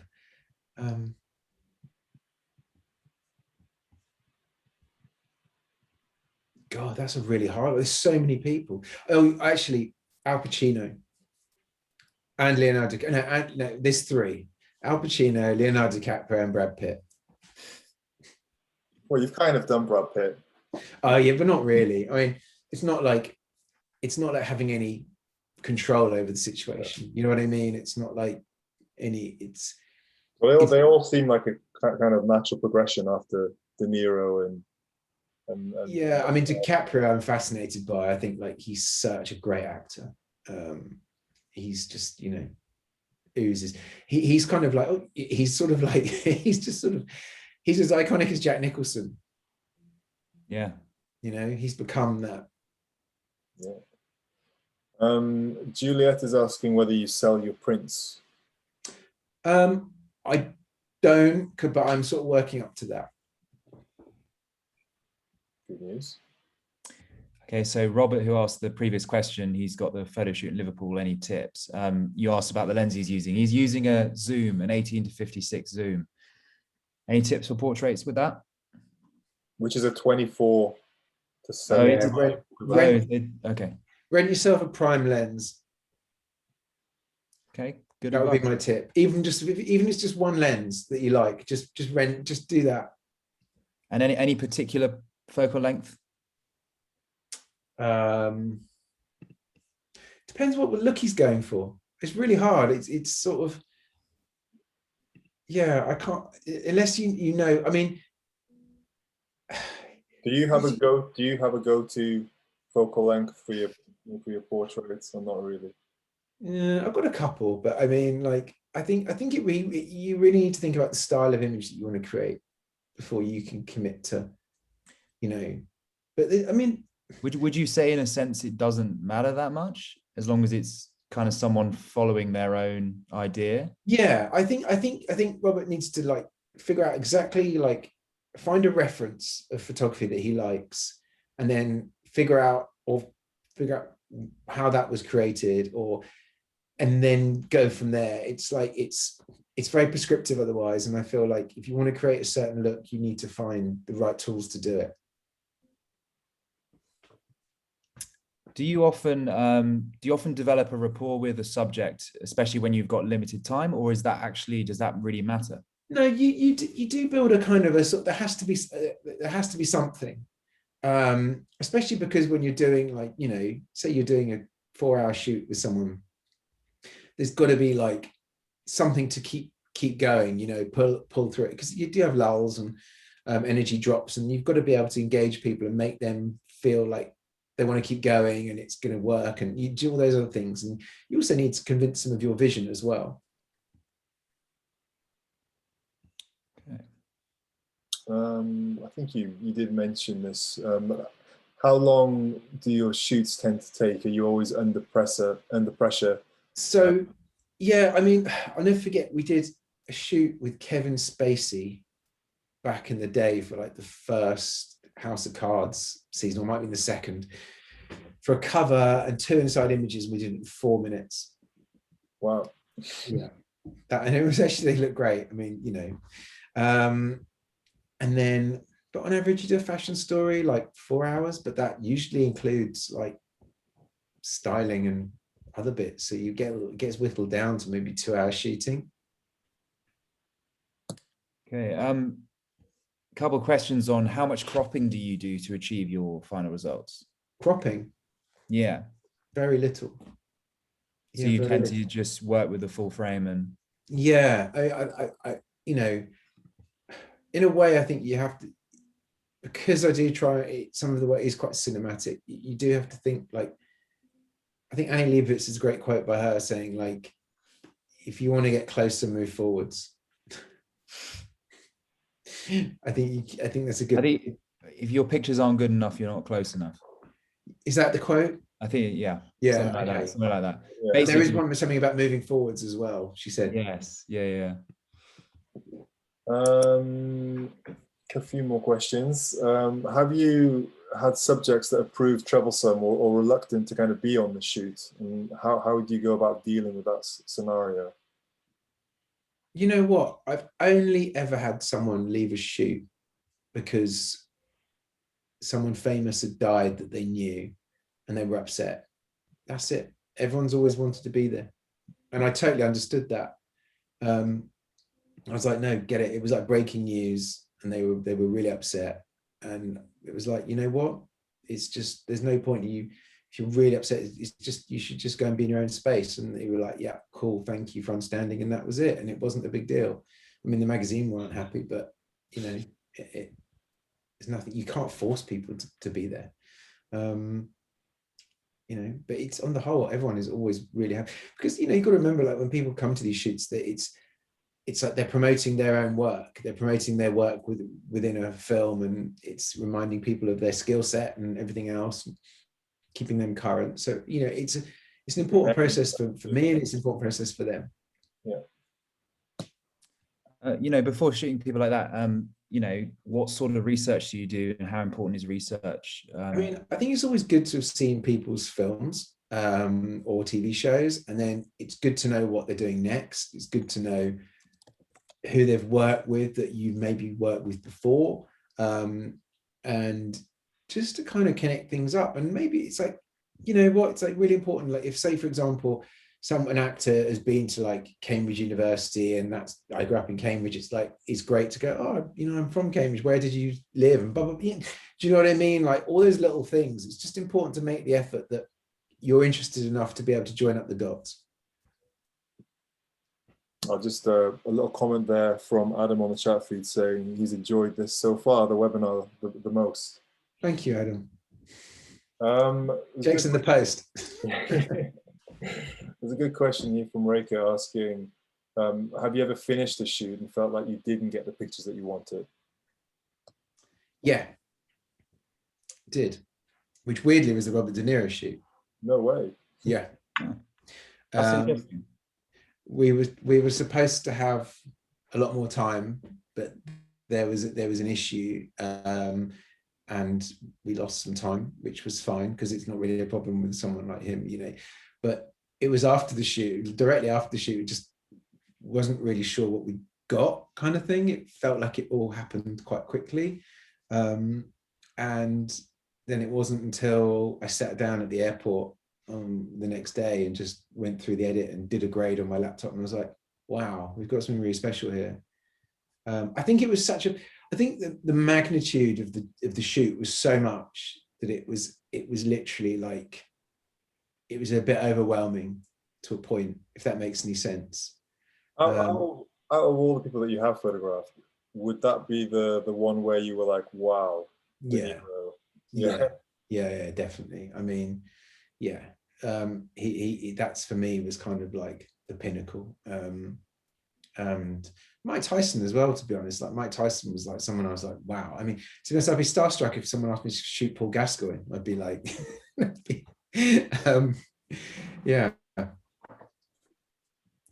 Charlie, what do you think about watermarks in your photos, and sort of how do you deal with you know, your photos being out there online and publications and websites? I mean, look, I don't think there's a lot you can do about it. I think watermarking your work is ultimately reducing the quality of your imagery.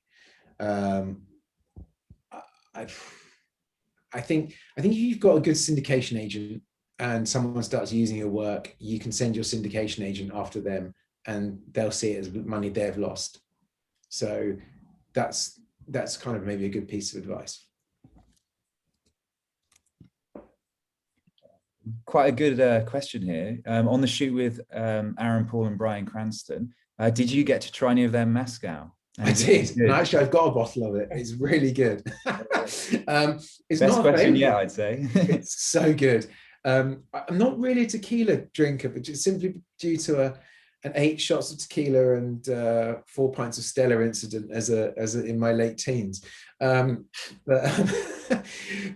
actually, it's beautiful. It was, yeah. I wish I had shares in it. It's really good. Do you sort of I was say, do you oh, sorry, Robin. No, I was just gonna say, is this their own mezcal? Yeah, it is. Yeah. So Charlie, when you're at events like BAFTAs and that sort of thing, you know, obviously there's sort of alcohol involved. You know, do you take your shooting quite seriously, or do you sometimes enjoy it and relax a bit? No, I mean, I would never at the BAFTAs. I think once I'd got everything from the main event, then I'd have a glass of champagne, and then I'd go to dinner and I'd eat something, and then I'd carry on working. I would never like drink and take photos because I feel like I would slightly alter my composure and composition a bit, and I would never want to be seen as kind of overstepping the mark either. Do you know what I mean? I think it's alcohol, unfortunately, you know, it's to enjoy with friends. Right. Simon's asking, like, how long did it take for you to establish your style? Oh, it's a good question. I mean, I feel, to be honest, I feel like from 2016, when I started using Leica, is when it really, and I put that in deliberately in that point, it really started to come together. That was kind of, for me, it just changed. Like I think I said before, it just changed how I viewed things and how I was able to work. And it gave me a lot more freedom. And that's from when it kind of. We didn't ask Charlie to say that, by the way. No, and it's no, genuinely, it's a genuine point. And actually, we talked about this before. It's something I wanted to actually flag, that having that mirrorless system just does allow you to, you know, and with such great glass that you can really, you know, work in quite an unrestricted way. And actually, you know, the other thing to point out is when I shoot, I hardly ever shoot tethered. It's pretty much shooting to card. Yeah, it's quite clear, you know, you sort of really love you know, Leica. We actually had someone comment saying, you know, is this an advert for Leica? But yeah, I wish. I'm getting paid. Yeah, no, but I think it's worth mentioning that actually, you know, all the chat you've mentioned about Leica, it's all you. We didn't ask you to talk about that. No, I mean, it's literally it's you know, I own two SLs, I own an SL2, I own a Q. It's like, that's what's in my bag. It's like, you know, I an array of lenses, and I don't shoot on anything else. You know, even the Queen's Gambit poster campaign, I shot on the SL. Nice. Question from Chuck, wondering, as you advance in your career, have you found it difficult to adjust your rates to match your expertise and presence in the photography field? It's a good question. Editorially, you never really do it for the money. I mean, some clients will pay you well for a cover, some won't pay you, some won't pay you at all. But then I think commercially, as you go along, like, it's interesting. I think it just takes the right jobs, and then you go, okay, I'm getting this. But it sounds kind of a cliche, but I never really went into photography seeing it as a way to make loads of money. I went into it to kind of like, okay, I'd really like to earn a good living out of it, but I'm never gonna, like, it's not just about the money. Like, if you get a magazine shoot come up and there's no money, I'd still really consider it, because it'd be like, yeah, I really want to do this, and it's really going to make a difference to my next, you know, my career path. Yeah. So it's sort of a roundabout answer, but yeah, it's hard. No, it makes a lot of sense. Charlie, before a shoot, do you ever look at other photos of the talent, you know, taken by other people? Yeah, I do. Yeah. Sometimes to see what their best angles are, and seeing what their not so best angles are, and seeing kind of like, you know, how they kind of approach a shoot, really. And do you find, just a question out of curiosity, like when you're shooting the talent, do they want to be involved with, you know, the image taking process? Do they have a preference in terms of what side they get shot from? I mean, yeah. I mean, I used to work with David Beckham a lot, and he's always very particular about which side he wants to be shot on.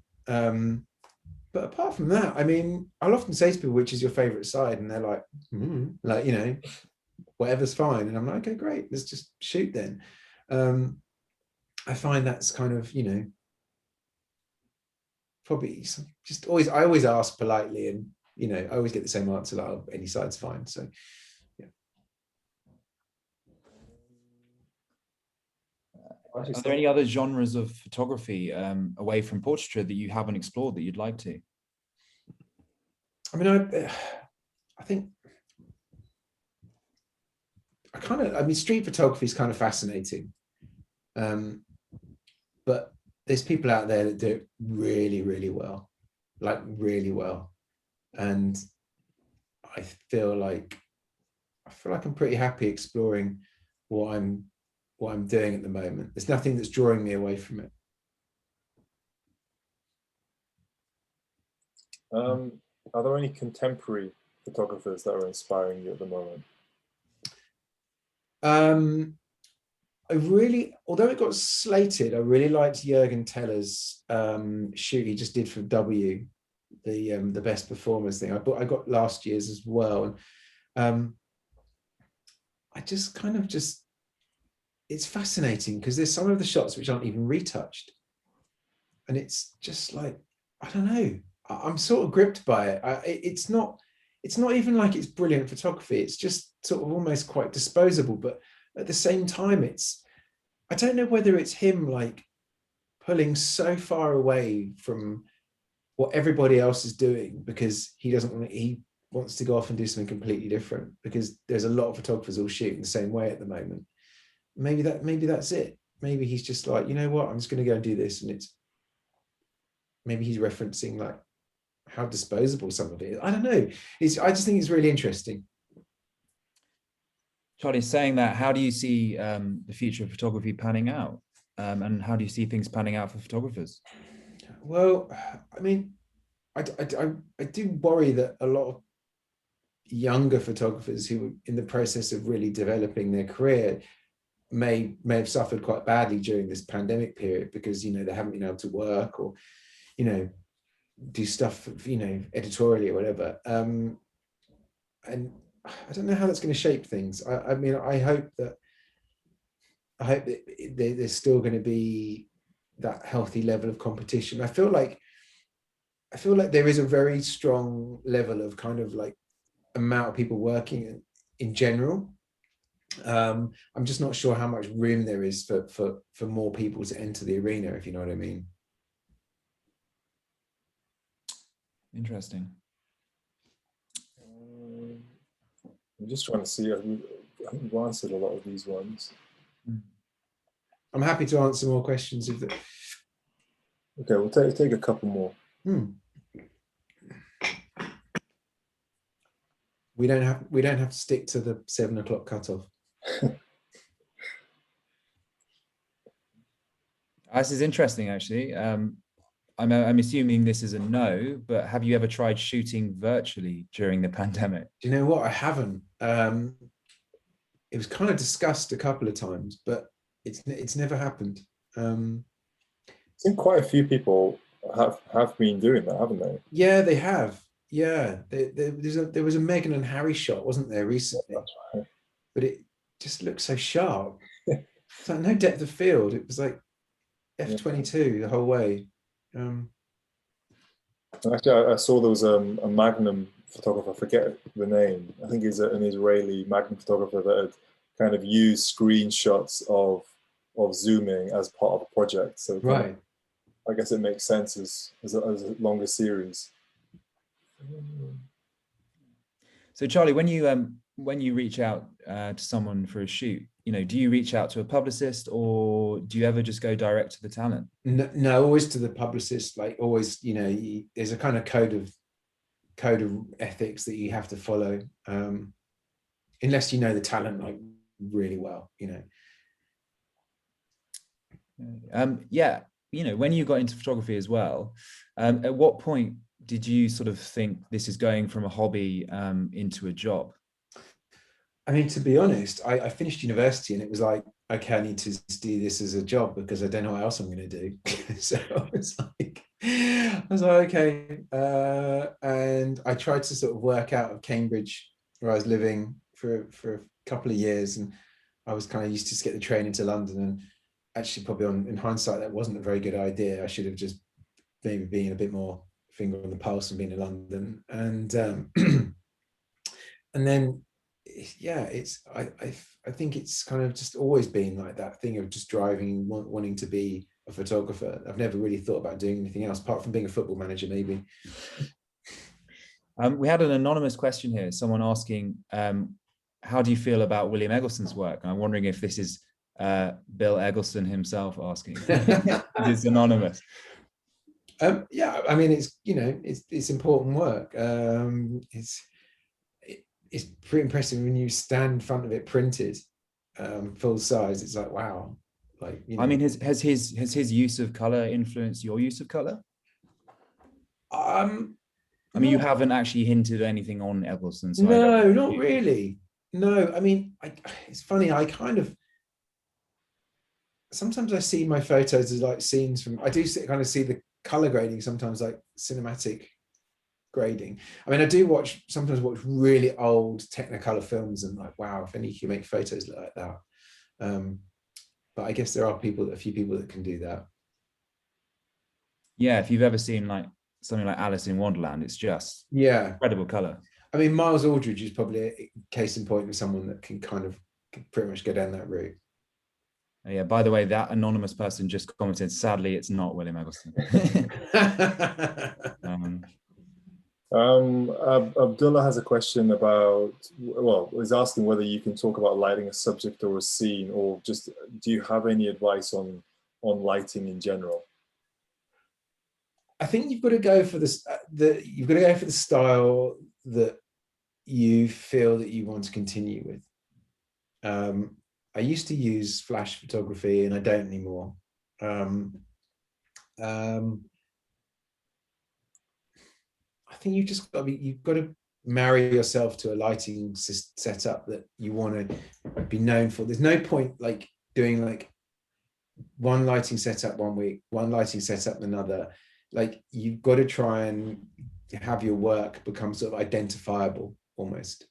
That would be one of my key things. So have a think about the way you want your work to look, and then build a lighting plan based on that, and try and take that into several shoots. Not every shoot forever, but take it into several shoots and build up what you're doing. You know, why in particular sort of flash photography, you know, sort of studio and on camera, what about it made you want to move away from it? I felt sort of it just stifled performances a little bit. And there's no, if you think when actors act, there's no flashing going off. They're just in a free world, and I didn't want to. I realized I was possibly losing something. Cool. Have you ever done any self-portraits, Charlie? We just had a question. No, I don't want to break my camera. Well, actually, there's another question that leads on from that, from Agenda, who's actually a photographer that I met recently, a really good photographer, who's asking how you feel about having your portrait taken. Can you take your portrait? Oh, really? Do you need a new headshot? Yeah, why not? All right. Yeah, sounds good. Yeah, maybe I can put you guys in touch. Charlie, you know, once you become happy with a camera and lenses, is buying a good light or light setup the next good investment? You know what? I had a whole lighting setup, which was flash, and I kept it in my garage, and I leased a Land Rover Defender, and basically I spent my life in traffic. And it was 3 years of sitting in traffic, and I would suggest that you either just rent, just literally get on your bicycle, get a good helmet, just cycle to wherever you need to go, put your camera gear on your back, buy yourself a timber rucksack. They're great. I literally at the moment cycle to all my jobs with like 2 Leicas and 3 lenses in and a laptop and everything else, and it's kind of heavy by the end of the day when you're cycling home, but it's good. And just having the lights dropped off and picked up, and you don't need to use a million lights either. That's the other thing that I think a lot of people get wrong, is they think like, gotta have this just in case we need it. Like, just, you know, be smart about what you really need, especially if you're on a tight budget. Another point actually as well, if you are starting out and you're on a tight budget, it is worth speaking to like a lighting company and just saying to them like, look, I'm starting out, I need a bit of help, can you do me a deal? And like, you know, obviously if I start getting proper jobs, then you know, I'll be renting from you all the time. It's just, you know, it's always worth asking that. Actually, worth mentioning, quite often these lighting companies, if you're getting in touch last minute, they're not renting the lights anyway. You can usually get them for a good price. Yeah, exactly. Yeah. Do you know, that maybe leads on to, do you ever sort of finance and produce a shoot on your own and then take it to a magazine? No. I just wouldn't want to waste everyone's time. I feel like if you're going to do something, everyone's going to be committed to it from the beginning. Very interesting. Do you have an agent or representation? No, not at the moment. Would it be something that you'd be interested in getting, or? It has to be the right agent. Yeah, there's a couple in London that I like, but yeah, it has to be the right agent. Just in case anyone, you know, any agency. Yeah, just in case anyone's. If they're watching. Yeah. Charlie, are you an Alfred Hitchcock fan? Yeah, very much so. In fact, there's some great portraits by. I think Avedon did some portraits of Hitchcock, which are great. And there's a great portrait of done by Albert Watson of Biggie Smalls as Hitchcock with a cigar. Mm. I know the one actually. Do you want to maybe touch on why particularly Blow Up is an important movie for you to have it on your wall behind you? Do you know what? The first time I saw it, it just made me laugh so much. It's David Hemmings is such an iconic British actor for starters, and his performance is so good. And I think when Antonioni was making the film, or about to make the film, he actually came into Don McCullum's back garden unannounced and asked Don McCullum to help on the film. And I think Don McCullum was sat in the back garden with his kids and his wife at the time. And all the photos in the film of the sort of the deaths, the dead person that you see in it, which is actually in a park not far from me, just a couple of miles up the road, were actually shot by Don McCullum. And then, I don't know, it's just really iconic. It's just sort of, 60s cinema, but about photography. And I kind of like that. And obviously there's a reference to David Bailey in there, obviously, as well. So it's, it's a great film. No, definitely worth watching if anyone hasn't seen it. Yeah, definitely worth watching. Yeah. What's your favorite food? Roman asks. Good question. Well, it depends what I'm doing. So, for example, like yesterday when I decided I was going to watch the football, my favorite food is like tortilla chips, salsa with lots of beer. But then, like, if I wanted to go out and maybe it was like after a job or out for lunch, like sushi, normally conveyor belt sushi.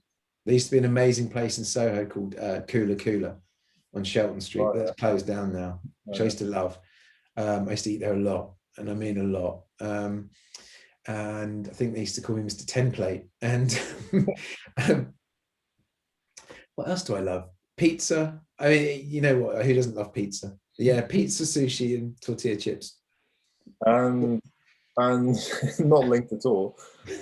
Cover work, cover image, or editorial work that you're most proud of?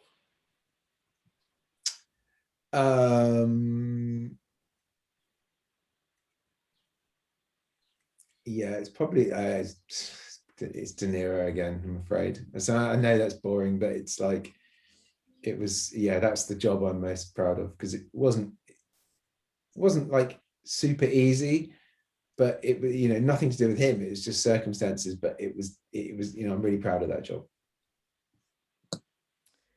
Charlie, because we're approaching the sort of 2-hour mark, so I'm thinking, a few people might need to start running off. Is there anything you want to sort of share, or any stories or any points you want to make? Trying to think. I mean, anyone that is aspiring to be a photographer, I would say keep being creative. Don't let anyone tell you that you shouldn't be creative, and you should be doing something else at your time, because if that's your passion, you should embrace it and really go for it.